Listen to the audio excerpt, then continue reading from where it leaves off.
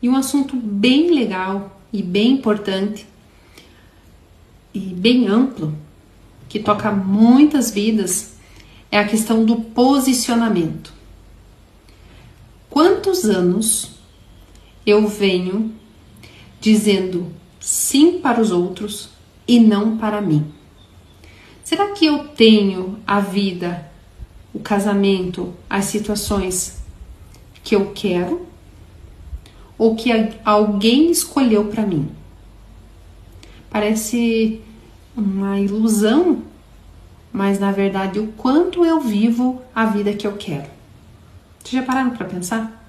Porque as pessoas olham no Instagram, redes sociais, todo mundo feliz, todo mundo alegre, e aí vem aquele questionamento: será que é só a minha vida que é nesse formato? Esses dias eu recebi essa pergunta.